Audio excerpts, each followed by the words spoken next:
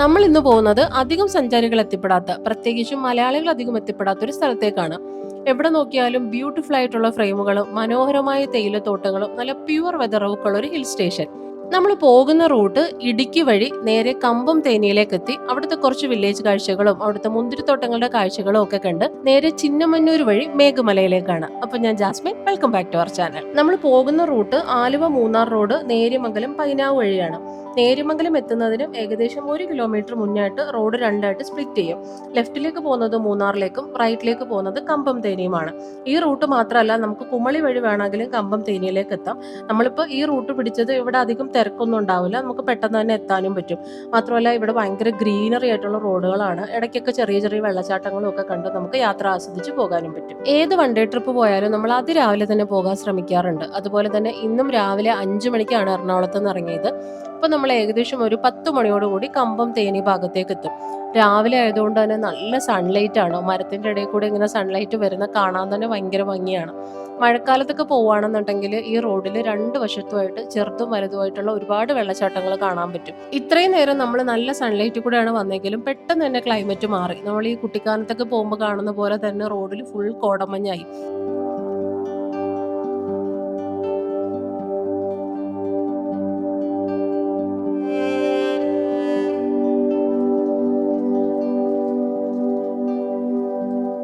തേക്കടിയിൽ ബോട്ടിങ്ങിനൊക്കെ പോകുന്നവർക്ക് വേണമെന്നുണ്ടെങ്കിൽ ഒരു 2 ദിവസത്തെ ട്രിപ്പ് ഈ ഒരു റൂട്ടിൽ തന്നെ ചെയ്യാൻ പറ്റും. തേക്കടിയിൽ ബോട്ടിങ് കഴിഞ്ഞ് നേരെ കുട്ടിക്കാനം വഴി പരുന്തുംപാറയൊക്കെ പോയി അവിടുത്തെ കാഴ്ചകളൊക്കെ കണ്ടിട്ട് അവിടെ ഒരു ദിവസം സ്റ്റേ ചെയ്ത് അവിടുന്ന് പിറ്റേ ദിവസം നേരെ കമ്പം തേനി വഴി അവിടുത്തെ ഒരു മുന്തിരിത്തോപ്പും കാഴ്ചകളും ഒക്കെ കണ്ടിട്ട് പിന്നെ മേഘമലയും കറങ്ങിയിട്ട് തിരിച്ചു വരാവുന്നതാണ്. പക്ഷെ കൂടുതൽ പേരും അങ്ങനെ പ്ലാൻ ചെയ്യുന്നതായിട്ട് ഞാൻ കണ്ടിട്ടേ ഇല്ല. അങ്ങനെ ഒരു സ്കോപ്പ് ഇവിടെ ഉള്ളതാണ് ശരിക്കും.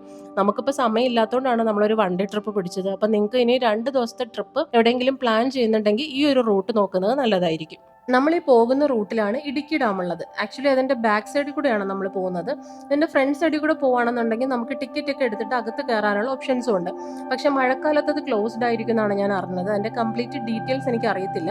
അപ്പൊ അതും കൂടെ കാണാൻ പ്ലാൻ ചെയ്യുന്നവരാണെന്നുണ്ടെങ്കിൽ അതും കൂടെ ഈ ഒരു യാത്രയിൽ ഇൻക്ലൂഡ് ചെയ്യാവുന്നതാണ്. അപ്പൊ നമ്മൾ ഈ വഴിക്ക് പോകുമ്പോൾ ഡാം ഉള്ളത് കൊണ്ട് നമ്മൾ ഇവിടെ ഒന്ന് ഇറങ്ങിയെന്നേ ഉള്ളൂ.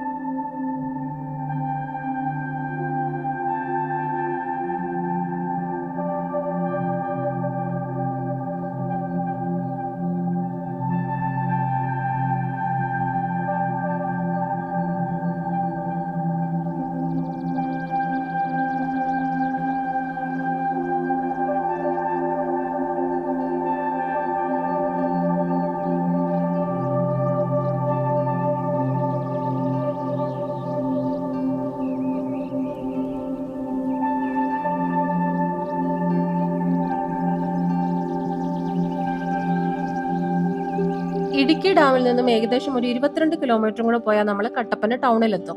ബ്രേക്ക്ഫാസ്റ്റ് ഒക്കെ കഴിക്കണമെന്നുള്ളവർക്ക് ടൗണിൽ ഇറങ്ങി കഴിക്കാവുന്നതാണ്. പക്ഷെ നമ്മൾ കുറച്ച് സ്നാക്സ് ഒക്കെ എടുത്തിരിക്കുന്നത് കൊണ്ട് ബ്രേക്ക്ഫാസ്റ്റ് നമ്മൾ സ്കിപ്പ് ചെയ്യാണ്. നമ്മൾ ഈ പോകുന്ന വഴിക്ക് 2 സൈഡിലായിട്ടും കാണുന്നത് ഏലത്തോട്ടങ്ങളാണ്. ഇടുക്കിയിൽ കട്ടപ്പന സൈഡിലായിട്ടൊക്കെ വന്നാൽ കൂടുതലും കൃഷിയുള്ളത് ഈ ഏലത്തോട്ടങ്ങൾ തന്നെയാണ്. നമ്മൾ ശരിക്കും കൂർഗിലൊക്കെ പോകുമ്പോൾ ഒരു ലാൻഡ്സ്കേപ്പ് ചേഞ്ച് ഉണ്ടാവും. കൂർഗ് എത്താറാവുമ്പോൾ കുറേ കാപ്പിത്തോട്ടങ്ങളൊക്കെ ആയിട്ട്. അതേപോലെയാണ് ആ ഒരു ഡാം കഴിഞ്ഞിട്ട് കുറച്ചുകൂടെ ഇങ്ങോട്ട് വന്നപ്പോഴത്തേക്ക് ഭയങ്കരമായിട്ട് ലാൻഡ്സ്കേപ്പ് മാറിയിട്ടുണ്ട്. ഈ ഏലത്തോട്ടങ്ങളുടെ ഒരു കാഴ്ചകളാണ് കാണുന്നത്. ഈ കട്ടപ്പന നിന്നും പിന്നെ ഒരു 35 കിലോമീറ്ററും കൂടെ പോയാൽ നമ്മൾ കമ്പം എത്തും. ആക്ച്വലി മേഘമലയിലേക്ക് പോകുന്നവർ കമ്പത്തിറങ്ങേണ്ട ആവശ്യമില്ല, ഡയറക്റ്റ് ആയിട്ട് തന്നെ പോയാൽ മതി. പക്ഷെ കമ്പം എന്ന് പറയുന്നത് എനിക്ക് ഭയങ്കര ഫേവറേറ്റ് ആയിട്ടുള്ള ഒരു സ്ഥലമാണ്. എനിക്ക് അവിടുത്തെ കുറേ വില്ലേജ് കാഴ്ചകളും മുന്തിരിത്തോട്ടത്തിന്റെ കാഴ്ചകളും കൃഷിസ്ഥലങ്ങളുടെ കാഴ്ചകളും ഒക്കെ കാണാൻ ഭയങ്കര ഇഷ്ടമാണ്. അതുകൊണ്ടാണ് ഞാൻ കമ്പവും കൂടെ ഇറങ്ങാമെന്ന് വിചാരിച്ചത്. കമ്പമൊക്കെ ഓൾറെഡി പോയിട്ടുള്ളവരാണെന്നുണ്ടെങ്കിൽ ഡയറക്റ്റ് ആയിട്ട് മേഘമലയിലേക്ക് പോയാലും മതി. കമ്പത്തേക്ക് എത്താനായിട്ട് നമുക്കൊരു 18 ഹെയർ പിൻ ബെൻഡുകൾ ഇറങ്ങേണ്ടതുണ്ട്. അതിൻ്റെ അകത്ത് 10ാമത്തെ ഹെയർ പിൻ ബെൻഡിൽ വണ്ടി ഒതുക്കിയിട്ട് നമ്മൾ ഇറങ്ങുകയാണെന്നുണ്ടെങ്കിൽ നല്ല അടിപൊളി ഒരു താഴ്വാര കാഴ്ച കാണാൻ പറ്റും. കമ്പത്ത് പരന്ന് കിടക്കുന്ന കൃഷിത്തോട്ടങ്ങളും മുന്തിരിത്തോപ്പുകളും അങ്ങ് അറ്റത്തായിട്ട് ടൗൺ പോലും നമുക്ക് കാണാം. പക്ഷെ ഇപ്പൊ ക്ലിയർ സ്കൈ അല്ലാത്തത് കൊണ്ട് ടൗൺ ഒന്നും കാണാൻ പറ്റത്തില്ല. അത്യാവശ്യം ഈ കൃഷിപ്പാടങ്ങൾ മാത്രമേ കാണത്തുള്ളൂ. അപ്പൊ ഇതുവഴി പോവുകയാണെന്നുണ്ടെങ്കിൽ ഇവിടെ ഇറങ്ങിയാൽ ഇങ്ങനെ ഒരു കാഴ്ച കൊണ്ട് നമുക്ക് ആസ്വദിക്കാം.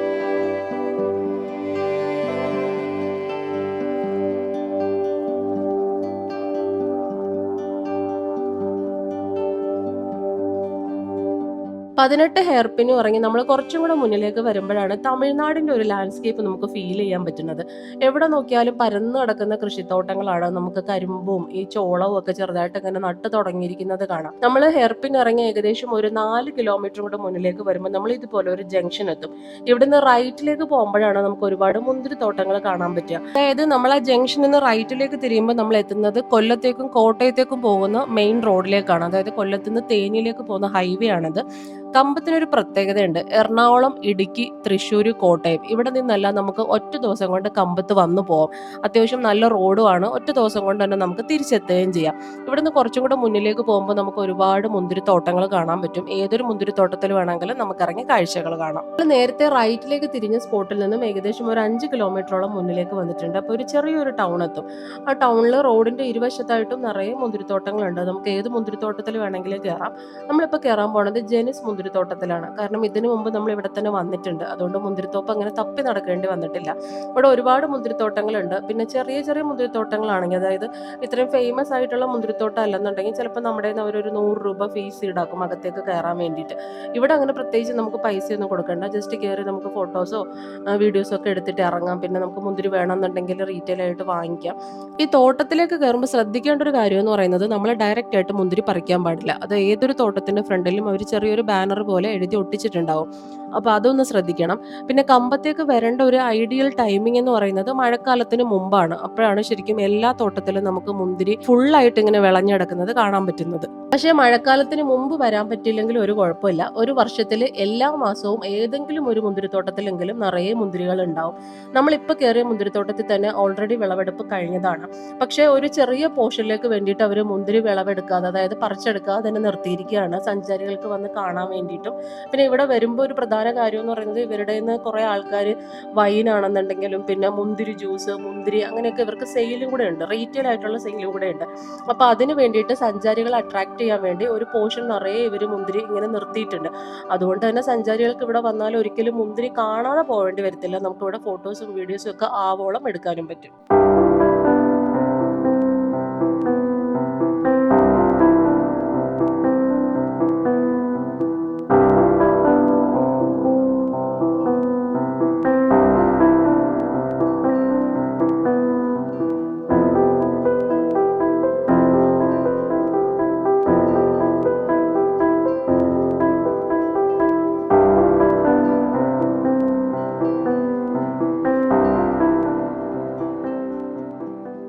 മുന്തിരിച്ചെടികളുടെ ഇടയിലൂടെ പോകുന്ന ഈ കുഞ്ഞൻ വണ്ടി കണ്ട, ഇവനാണ് ഇവിടുത്തെ എല്ലാ കാടുകളും ഒക്കെ വെട്ടി വൃത്തിയാക്കി മുന്തിരിത്തോട്ടങ്ങളെ സുന്ദരിയാക്കി നിർത്തുന്നത്. ഒരു വിളവെടുപ്പ് കഴിഞ്ഞിട്ട് അടുത്ത മുന്തിരികൾ വരുന്നതിന് മുമ്പേ ആയിട്ട് എല്ലാ തോട്ടങ്ങളും ഇതുപോലെ ഭംഗിയാക്കി ഇടും. ആക്ച്വലി എനിക്ക് മുമ്പേ അറിയത്തില്ലായിരുന്നു ഇതിൻ്റെ ഇടയിലുള്ള പുല്ലുകൾ ഇങ്ങനെ ഒരു ചെറിയ വണ്ടി കൊണ്ടാണ് വെട്ടുന്നത് എന്ന്. പൊള്ളാച്ചി ഭാഗത്തോട്ടൊക്കെ പോകുമ്പോൾ നമ്മൾ തെങ്ങിൻ തോപ്പുകളൊക്കെ നോക്കുമ്പോൾ ഭയങ്കര ക്ലീൻ ആയിരിക്കും കാണാനായിട്ട്. അല്ലെന്നുണ്ടെങ്കിൽ ചെറിയ പുല്ലുകളൊക്കെ ഇങ്ങനെ വിരിച്ചിട്ട് നല്ല അടിപൊളിയാക്കി ഇട്ടിട്ടുണ്ടാവും. അപ്പം ഞാൻ ആലോചിക്കും ഇവരെങ്ങനെയാണ് ഇത്രയും ഭംഗിയാക്കി ഇടുന്നതെന്ന്. പിന്നെ ഞാൻ ചിന്തിച്ചത്, ആൾക്കാരെ നിർത്തിയിട്ട് നമ്മുടെ നാട്ടിലൊക്കെ പറമ്പ് വൃത്തിയാക്കുന്ന പോലെ ഇവർ റെഗുലർ ആയിട്ട് ഒരേ ഇന്റർവെല്ല് ചെയ്യുന്നുണ്ടാവും. അതുകൊണ്ടായിരിക്കും ഇത്ര ക്ലീൻ ആയി കിടക്കുന്നത് എന്ന്. പക്ഷെ ഇപ്പോഴാണ് എനിക്ക് മനസ്സിലായത്, ഇവനാണ് ഈ തോട്ടങ്ങളെല്ലാം ഭംഗിയാക്കുന്നതിന്റെ പിന്നിലുള്ളത്. ഒരു മുന്തിരിത്തോട്ടത്തിൽ മുന്തിരികൾ ആയി തുടങ്ങുന്നതിന് മുന്നെയാണ് ഈ ഒരു വണ്ടിയുടെ പണി ശരിക്കും ഉള്ളത്.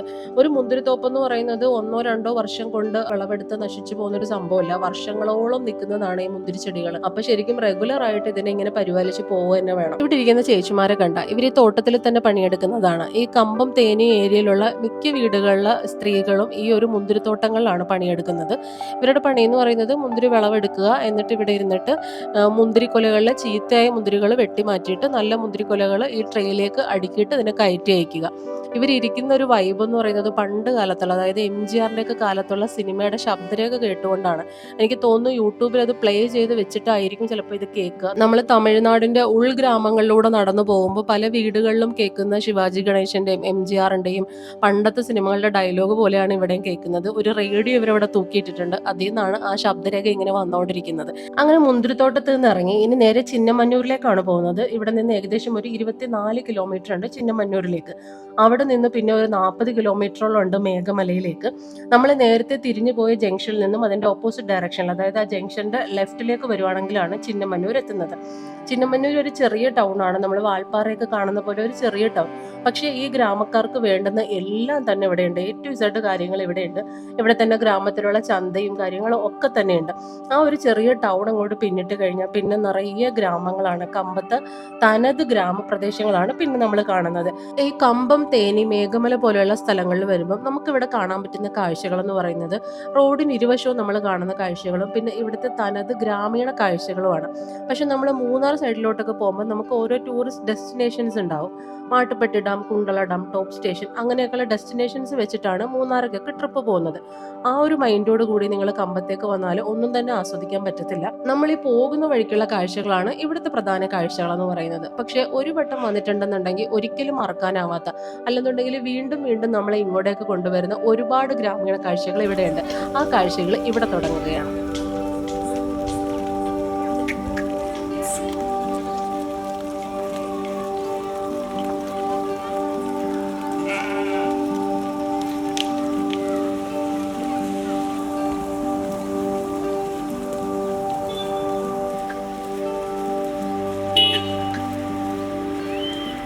കമ്പം, തേനി ഭാഗത്തുകൂടെ ഏത് സമയത്ത് പോയാലും നമുക്ക് ഇതുപോലെയുള്ള ഗ്രാമീണ കാഴ്ചകൾ കാണാൻ പറ്റും. പിന്നെ ഇവിടുത്തെ ഒരു പ്രത്യേകത എന്ന് പറയുന്നത് ഇവിടുത്തെ ലാൻഡ്സ്കേപ്പ് നോക്കുമ്പോൾ നമുക്ക് അങ്ങ് അകലെയായിട്ടൊരു മലയും ഏതെങ്കിലും ഒരു ഭാഗങ്ങളിലായിട്ട് ഇതുപോലെയുള്ള കാറ്റാടി പാടങ്ങളും കാണാം. വിൻമിൽസ്, അത് ഇവിടുത്തെ ഒരു ലാൻഡ്സ്കേപ്പിന്റെ ഒരു പ്രത്യേകതയാണ്. ഇവിടുത്തെ ഒരു ഐക്കണാണ് അത് ഈ വിൻമിൽസ് എന്ന് പറയുന്നത്. നല്ല കാറ്റുള്ള പ്രദേശം കൂടിയാണ് ഇവിടെ. അപ്പോൾ ഏതൊരു സ്ഥലത്ത് നോക്കിയാലും നമുക്ക് ഇതുപോലെയുള്ള കാറ്റാടി പാടങ്ങളും കാണാം. ഈ ഭാഗത്തൂടെ ബൈക്കിൽ യാത്ര ചെയ്യുമ്പോഴാണ് ഇവിടുത്തെ ഒരു പൂർണ്ണമായ ഭംഗി ആസ്വദിക്കാൻ പറ്റുന്നതെന്ന് എനിക്ക് തോന്നിയിട്ടുണ്ട്. കാരണം എവിടെ നോക്കിയാലും ഭയങ്കര ബ്യൂട്ടിഫുൾ ആയിട്ടുള്ള കാഴ്ചകളാണ്. നമ്മൾ കാറിലിരുന്ന് പോകുമ്പോൾ അത്രയധികം നമുക്ക് ഇതിനെ ആസ്വദിക്കാൻ പറ്റത്തില്ല. പിന്നെ എനിക്ക് തോന്നിയത് ഇവർ 80-90 കാലഘട്ടങ്ങളിലാണോ ജീവിക്കുന്നതെന്നാണ്. ആ കാലത്തുള്ള മലയാള സിനിമകളിലൊക്കെ നമുക്ക് മലയാളത്തിന്റെ ഒരു സീനറി ഉണ്ടല്ലോ, അതിന്റെ ഒരു ലാൻഡ്സ്കേപ്പും കാര്യങ്ങളാണ് ഇപ്പോഴും ഈ ഭാഗത്തൊക്കെ ഉള്ളത്. പക്ഷേ ഇത് തമിഴ്നാടാണെന്ന് മാത്രം. അതുപോലുള്ള കൃഷിസ്ഥലങ്ങളും കൃഷിസ്ഥലങ്ങളുടെ അറ്റത്തായിട്ട് വരുന്ന ഒരു കാളവണ്ടിയും ഒക്കെ ഇപ്പൊ ഏത് ഗ്രാമങ്ങളിൽ കാണാൻ പറ്റും. ഇതുപോലെയുള്ള തമിഴ്നാട്ടിലെ ഉൾഗ്രാമങ്ങളിൽ മാത്രമേ അങ്ങനെയുള്ള ഭയങ്കര ഗ്രാമീണ കാഴ്ചകൾ നമുക്ക് കാണാൻ പറ്റത്തുള്ളൂ. പിന്നെ ഇവിടെ നമുക്ക് കാണാൻ പറ്റുന്ന ഒരു കോമൺ കാഴ്ച എന്ന് പറയുന്നത് നേരത്തെ നമ്മൾ കണ്ട പോലത്തെ ഒരേപോലെയുള്ള കുറെ ആട്ടിൻകൂട്ടങ്ങളും പശുക്കളും കാളകളും അവരെ മേയിച്ചുകൊണ്ട് പോകുന്ന ഒരാളും ഇത് ഈ കമ്പം, തേനി ഭാഗത്തുള്ള സ്ഥിരമായിട്ടുള്ള ഒരു കാഴ്ചയാണ്. അവരിങ്ങനെ നടന്നു പോകുന്ന കാണാൻ തന്നെ ഭയങ്കര രസമാണ്. ഒരേ കളറിലുള്ള പശുക്കൾ അല്ലെങ്കിൽ ഒരേ തരത്തിലുള്ള ആടുകൾ, കറുപ്പും തവിട്ടും വെള്ളയും ആയിരിക്കും അവരെ കളറുകൾ. അവർ ഒരേപോലെ ഇങ്ങനെ നടന്നു പോകും. അവരൊക്കെ ഒരു മണി കെട്ടിയിട്ടുണ്ടാവും കഴുത്തിൽ. ആ മണിയുടെ ശബ്ദത്തിലാണ് അവരെല്ലാവരും പോണത്. വഴി അറിഞ്ഞിട്ടാണോ പോകുന്നതെന്ന് അറിയില്ല, പക്ഷെ അവരെല്ലാവരും ഇങ്ങനെ ഒരേ ഡയറക്ഷനിൽ പോകും.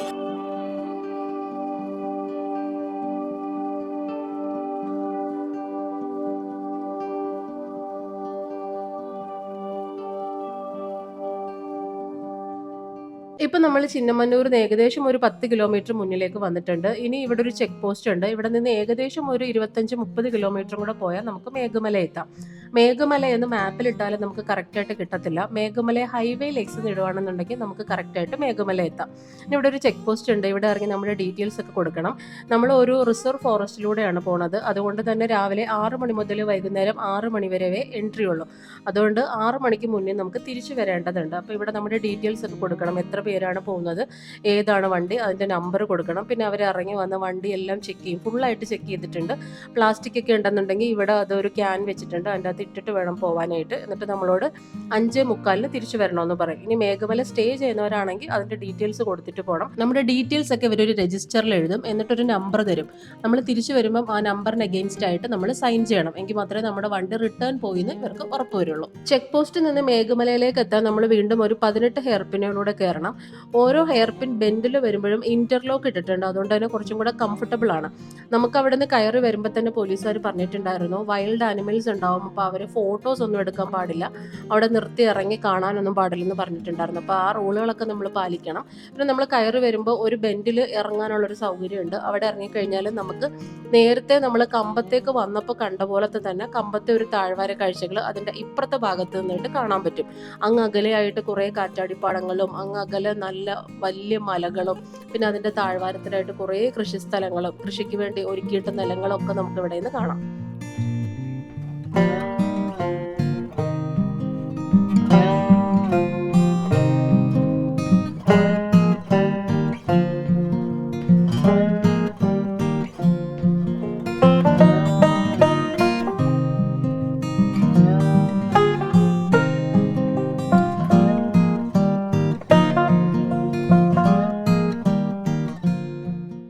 ഇങ്ങോട്ടേക്ക് വരുമ്പോൾ നമ്മൾ അത്യാവശ്യം നല്ല കണ്ടീഷനുള്ള വണ്ടിയായിട്ടായിരിക്കണം വരേണ്ടത്. നമ്മൾ ഇടയിൽ എവിടെയെങ്കിലും പെട്ടുപോയാൽ നേരത്തെ പറഞ്ഞ പോലെ സഹായം ചോദിക്കാൻ ആരും ഉണ്ടാവില്ല. പിന്നെ ഉള്ളത് പെട്രോൾ പമ്പ് ഒന്നും തന്നെ ഇല്ല. നമ്മൾ കമ്പത്തുനിന്ന് തന്നെ ഫുൾ ടാങ്ക് പെട്രോൾ അടിച്ചിട്ട് വേണം നമ്മൾ ഇങ്ങോട്ടേക്ക് വരാനായിട്ട്. ഭക്ഷണം എന്തെങ്കിലും കഴിക്കണമെന്നുണ്ടെങ്കിലും അങ്ങ് ടൗണിൽ നിന്ന് കഴിച്ചിട്ട് വരണം. മേഘമലയുടെ അടുത്തോ ചിന്നമന്നൂരിന്നോ ഒന്നും നമുക്ക് നല്ല ഫുഡ് കിട്ടത്തില്ല. ടൂറിസ്റ്റ് ഫ്രണ്ട്ലി ആയിട്ടുള്ള ഒരു സ്ഥലമല്ല ഇത്. പിന്നെ നമുക്ക് ഇങ്ങനെ യാത്ര ചെയ്യണമെന്ന് അത്രയ്ക്ക് പാഷൻ ഉള്ളവർ മാത്രം വന്നു പോകുന്ന ഒരു സ്ഥലമാണ് മേഘമല. അങ്ങനെ നമ്മൾ ഹെയർ പിന്നുകളൊക്കെ കയറിയിട്ട് നമ്മൾ മേഘമലയിലേക്ക് എത്തിക്കൊണ്ടിരിക്കുകയാണ്. ഇവിടെ തൊട്ടാണ് ശരിക്കും മേഘമലയുടെ കാഴ്ചകൾ തുടങ്ങുന്നത്. നമ്മളൊരു ചെറിയ അമ്പലം കണ്ടിട്ട് ഇറങ്ങിയതാണ്. തേയിലത്തോട്ടത്തിന്റെ നടുവിലായി അങ്ങ് ബാക്ക്ഗ്രൗണ്ടിലായിട്ട് വലിയ കാടൊക്കെ ആയിട്ട് മലകളൊക്കെ ആയിട്ട് കാണുന്ന ഒരു ചെറിയ അമ്പലം. സാധാരണ നമ്മൾ തമിഴ്നാട്ടിലൊക്കെ പോകുമ്പോൾ കാണുന്ന പോലെ തന്നെ അവരുടെ ട്രഡീഷണൽ ആയിട്ട് മഞ്ഞയും ചുവപ്പും ഒക്കെ പെയിന്റ് അടിച്ച് ചെറിയൊരു കോവിൽ എന്ന് പറയാം. അപ്പൊ അതിന്റെ ഒരു ഭംഗി കണ്ടിട്ടാണ് ഇവിടെ ഇറങ്ങിയത്.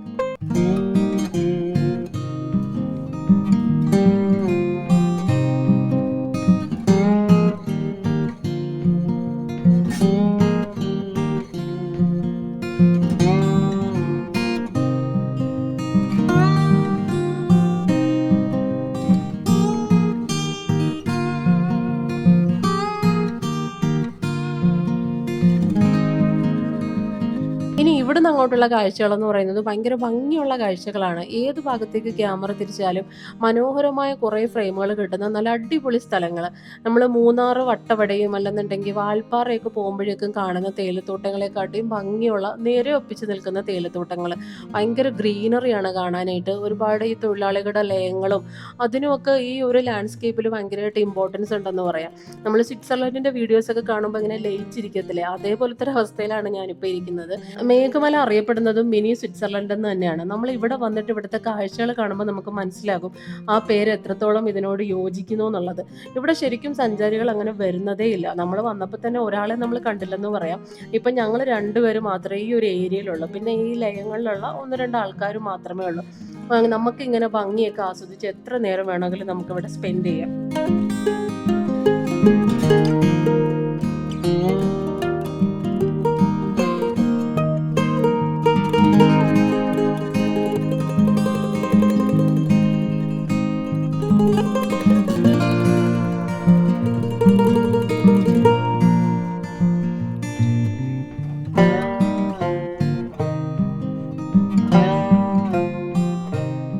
സ്ഥിരമായി മൂന്നാറും വാൾപ്പാറയൊക്കെ പോകുന്നവർക്ക് ഒരു ചേഞ്ചിന് വേണ്ടി മാറ്റി പിടിക്കാൻ പറ്റിയ ഒരു അടിപൊളി ഡെസ്റ്റിനേഷനാണ് മേഘമല. പിന്നെ മഴക്കാലത്ത് ഈ റൂട്ട് വരാതിരിക്കുന്നതാണ് നല്ലത്. കാരണം നമ്മൾ കയറി വന്ന ആ 18 ഹെയർ പിന്നുകളും അത്യാവശ്യം ഡേഞ്ചറാണ് മഴക്കാലത്ത്. അത്യാവശ്യം ലാൻഡ് സ്ലൈഡിങ്ങും പിന്നെ കല്ലൊക്കെ വീഴുന്ന സാധ്യതയുണ്ട്. നമ്മളിപ്പോൾ വന്നപ്പോഴാണെങ്കിൽ പോലും റോഡിന്റെ സൈഡുകളിലെല്ലാം ഉരുളം കല്ലുകളൊക്കെ വീണ് കിടപ്പുണ്ട്. അപ്പോൾ ഇങ്ങനെ ഒരു പ്ലസന്റ് ആയിട്ടുള്ള കാലാവസ്ഥയിൽ വരികയാണെന്നുണ്ടെങ്കിൽ അടിപൊളിയാണ്.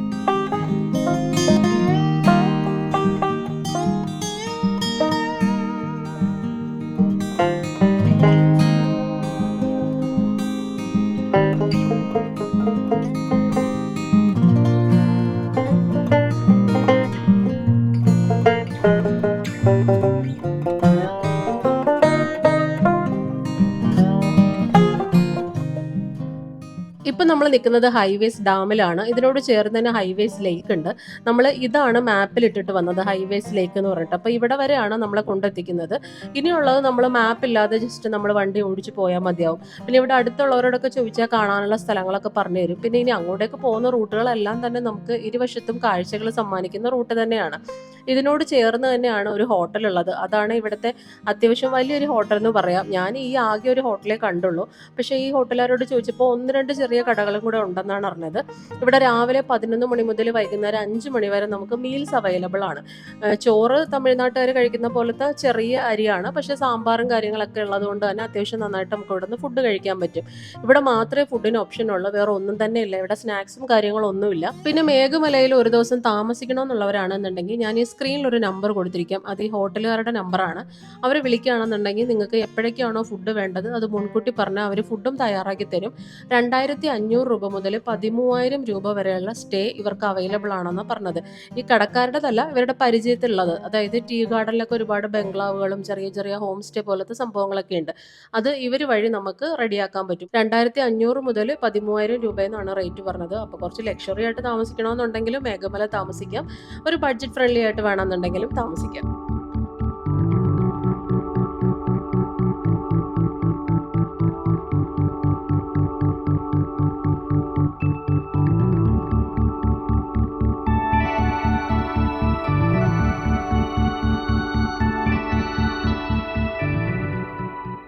ഈ സീനറി കണ്ടിട്ടാണോ മേഘമലയ്ക്ക് ഇങ്ങനെ ഒരു പേര് വന്നതെന്ന് എനിക്ക് ഡൗട്ടുണ്ട്. കാരണം ആ പേരിനെ അന്വർത്ഥമാക്കുന്ന രീതിയിലുള്ള ഒരു കാഴ്ചയാണ് നമ്മളിപ്പോൾ കാണുന്നത്.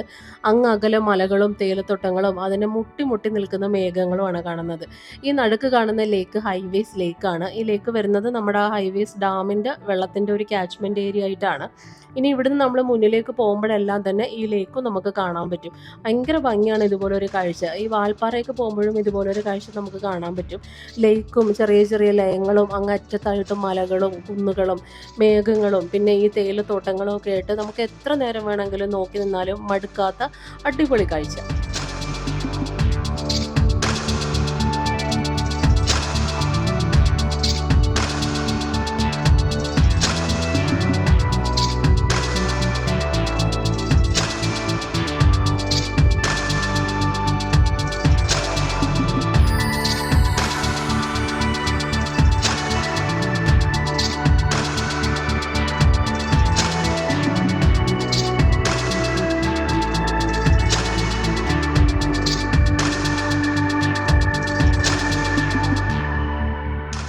അവിടെ നിന്ന് കുറച്ചും കൂടെ മുന്നിലേക്ക് വരുമ്പോൾ നമുക്ക് ഈ തേയിലത്തോട്ടത്തിൽ പണിയെടുക്കുന്ന ചേച്ചിമാരെയൊക്കെ കാണാം. ഇപ്പോൾ ഏകദേശം ഒരു 3 മണിയായിട്ടുണ്ട്. അതുകൊണ്ട് തന്നെ കുറച്ച് പേരുടെയൊക്കെ പണി കഴിഞ്ഞിട്ടുണ്ട്.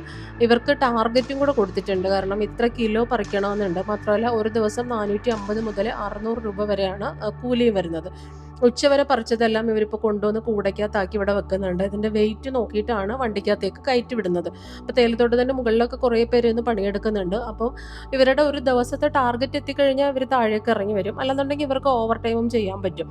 പിന്നെ ഞായറാഴ്ചയൊക്കെ വരുവാണെങ്കിൽ നമുക്ക് ഇതുപോലൊരു കാഴ്ചയൊന്നും കാണാൻ പറ്റത്തില്ല. ഈ മേഘമലയിൽ വന്നിട്ട് ഇത്രയും ഒരു ആൾക്കാരെ കണ്ടത് ഈ സ്ഥലത്തേക്ക് എത്തിയപ്പോഴാണ്. ഞായറാഴ്ചയൊക്കെ വന്നാൽ ഇതുപോലും ഉണ്ടാവില്ല. അത്രയ്ക്ക് വിജനമായി കിടക്കുന്ന ഒരു സ്ഥലമായിരിക്കും. അപ്പോൾ വർക്കിംഗ് ഡേ വരുവാണെങ്കിൽ നമുക്ക് ഇതുപോലുള്ള കാഴ്ചകൾ കാണാൻ പറ്റുള്ളൂ.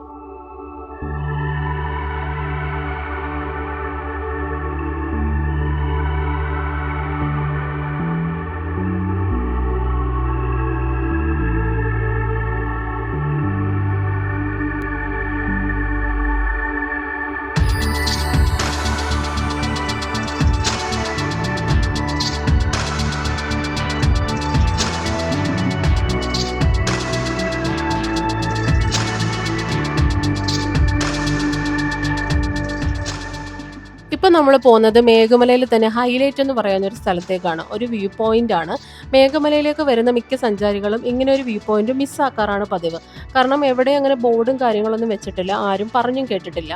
അപ്പോൾ നമ്മൾ വിചാരിച്ചു ഒരു 3 കിലോമീറ്ററോളം മുന്നിലേക്ക് ഓടിച്ചിട്ട് തിരിച്ചു പോവാം. ഇപ്പോൾ സമയം ഒരു ഏകദേശം 3:30 ആയിട്ടുണ്ട്. നമ്മൾ 1.5 മണിക്കൂർ വണ്ടി ഓടിച്ചാലേ 6 മണിയോട് കൂടി ചെക്ക് പോസ്റ്റിലെത്തുള്ളൂ. അപ്പോൾ നമുക്ക് കുറച്ച് ദൂരം ഓടിച്ചിട്ട് റിട്ടേൺ പോകാമെന്ന് വിചാരിച്ച് വന്നതാണ്. അപ്പോഴാണ് ഇവിടെ ഒരു ടീ എസ്റ്റേറ്റും അവിടെ ഒരു വാച്ച്മാനെയൊക്കെ കണ്ടത്. അതിനോട് ചേർന്ന് തന്നെ ഒരു പാലമുണ്ട്. ഈ പാലം എവിടെയെങ്കിലും കണ്ടതായിട്ട് ഓർക്കണുണ്ടോ? ആക്ച്വലി ഈ പാലം ജയ് ഭീം എന്ന് പറയുന്ന സിനിമയിൽ കാണിക്കുന്നുണ്ട്. ആ സൂര്യയുടെ പാട്ടിൽ കാണിക്കുന്ന സ്ഥലം കുറച്ച് ഏരിയ ഈ മേഘമലയിലും ഈ പാലത്തിലും ഒക്കെ ആയിട്ടാണ് ഷൂട്ട് ചെയ്തിരിക്കുന്നത്. അപ്പോൾ ഇതിനോട് ചേർന്ന് തന്നെ വാച്ച്മാൻ ഇരിക്കുന്നതുകൊണ്ട് പുള്ളിക്കാരനോട് ചോദിച്ചു നമ്മളിനി ഇവിടെ എന്തെങ്കിലും കാണാനുണ്ടോയെന്ന്. അപ്പോൾ പുള്ളി പറഞ്ഞു തന്ന സ്ഥലമാണിത്. ഇനി നമ്മൾ അങ്ങോട്ടേക്കാണ് പോകുന്നത്.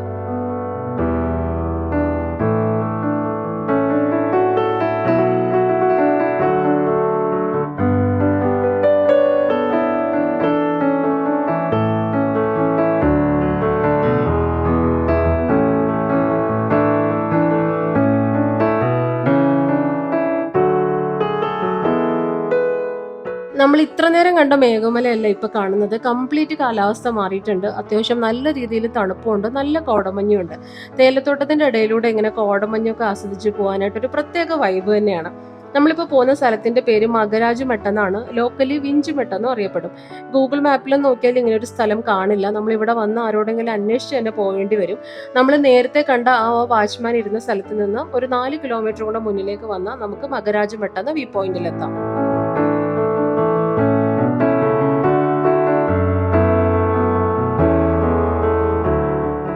ഇവിടെ വന്നിട്ട് നമ്മൾ താഴെ വണ്ടി പാർക്ക് ചെയ്തിട്ട് ഏകദേശം ഒരു 300 മീറ്റർ ഈ തേയിലത്തോട്ടത്തിന്റെ ഇടയിലുള്ള വഴിയിലൂടെ നടക്കണം. പാറ വിരിച്ച വഴിയാണ്, നടന്നു പോകാൻ അത്ര ബുദ്ധിമുട്ടൊന്നുമില്ല. നമ്മളൊരു 300 മീറ്റർ നടന്ന് മുകളിലേക്ക് ചെന്ന് കഴിഞ്ഞാൽ ടിക്കറ്റ് കൗണ്ടറാണ്. അവിടെ നിന്ന് നമുക്ക് ടിക്കറ്റ് എടുക്കണം.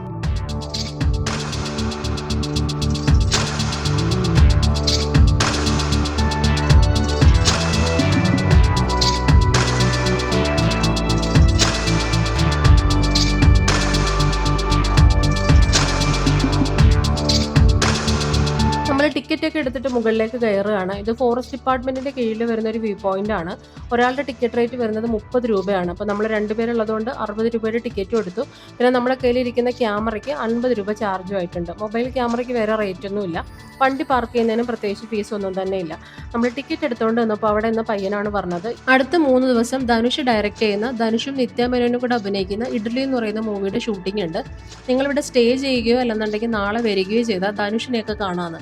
അപ്പോൾ ആക്ച്വലി ഞാൻ അടി കിട്ടിയ കണക്കായിപ്പോയി. ഒരു ദിവസം കൂടെ തെറ്റി വന്നിരുന്നെങ്കിലെന്ന് ആലോചിച്ചു. പെട്ടെന്ന് തന്നെ ഒരു വട്ടവും കൂടി ഈ ഒരു സ്ഥലത്തേക്ക് വീണ്ടും ഒരു യാത്ര വരിക എന്നുള്ളത് നടക്കാത്ത കാര്യമായതുകൊണ്ട് നമുക്ക് വിധിയില്ല എന്ന് കരുതി അങ്ങ് സമാധാനിച്ചു. ഈ ഒരു വ്യൂ പോയിന്റിൽ നിന്നാൽ കമ്പം തേനിയുടെ താഴ്വാര കാഴ്ചകളും ഇടുക്കി ഡാമിന്റെ കാഴ്ചകൾ വരെ കാണാമെന്നാണ് പറഞ്ഞത്. പക്ഷെ അൺഫോർച്ചുനേറ്റ്ലി ഇപ്പം നമുക്ക് ഒന്നും തന്നെ കാണാൻ പറ്റുന്നില്ല. ഭയങ്കര കോട കയറി കിടക്കുകയാണ്. കുറേ നേരം വെയിറ്റ് ചെയ്താൽ കോട മാറി കാണുമെന്നാണ് പറഞ്ഞത്. പക്ഷെ നമുക്ക് അത്ര നേരം വെയിറ്റ് ചെയ്യാനുള്ള സമയവും ഇല്ല. ഇവിടെ ഏകദേശം ഒരു 10 മിനിറ്റ് സ്പെൻഡ് ചെയ്യാനുള്ള സമയമേ നമുക്കുള്ളതിന്. നമുക്ക് 6 മണിക്ക് മുമ്പേ ചെക്ക് പോസ്റ്റ് എത്തുകയും വേണം. അപ്പോൾ നമ്മൾ കുറച്ച് നേരം ഇവിടെ നിന്നിട്ട് താഴേക്ക് ഇറങ്ങാമെന്ന് വിചാരിച്ചു.